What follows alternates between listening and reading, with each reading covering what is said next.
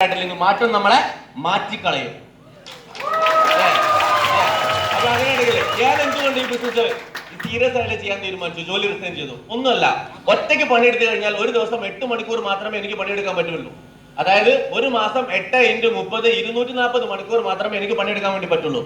240 മണിക്കൂറിന്റെ പൈസ മാത്രമേ എനിക്ക് ഒരു മാസം കിട്ടുള്ളൂ. അത് ഡെയിലി കിട്ടുകയാണെങ്കിൽ 8 മണിക്കൂറിന്റെ കൂലി, ആഴ്ചയിൽ കിട്ടുകയാണെങ്കിൽ ആഴ്ചയിലുള്ള കൂലി, ഇത്ര മാത്രമേ കിട്ടുള്ളൂ.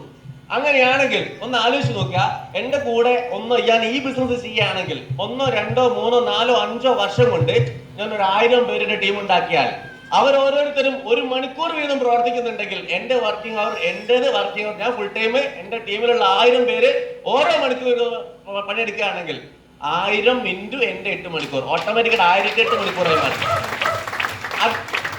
പൈസ വിത്തൗട്ട് ഇൻവെസ്റ്റ്മെന്റ്, മുതൽ മുടക്കില്ല. ഒന്ന് ആലോചിച്ച് നോക്കുക. ഇത് തന്നെയാണ് അംബാനി ചെയ്തിട്ടുള്ളത്. അംബാനി ചെയ്തിട്ടുള്ള കാര്യം തന്നെയാണ്. 4 ലക്ഷം സ്റ്റാഫ് ഉണ്ട് അംബാനിക്ക്. അംബാനിയുടെ ടീമിൽ 4 ലക്ഷം ആള്. 4 ലക്ഷം ആളുകൾ ഒരു ദിവസം 8 മണിക്കൂർ പ്രവർത്തിച്ചു കഴിഞ്ഞാൽ 8 × 4 32 ലക്ഷം മണിക്കൂറാണ് അംബാനിയുടെ ഒരു ദിവസത്തെ വർക്കിംഗ് അവർ, അല്ലെ? അങ്ങനെയാണെങ്കിൽ 32 ലക്ഷം മണിക്കൂർ നമുക്ക് കിട്ടണമെന്നുണ്ടെങ്കിൽ എന്ത് ചെയ്യണം? ഒന്നെങ്കിൽ അംബാനിനെ പോലെ 4 ലക്ഷം സ്റ്റാഫിനെ വെച്ച് നമ്മൾ പണിയെടുപ്പിക്കണം. നോട്ട് പോസിബിൾ, നമുക്ക് നടക്കൂല. കാരണം അത്രമാത്രം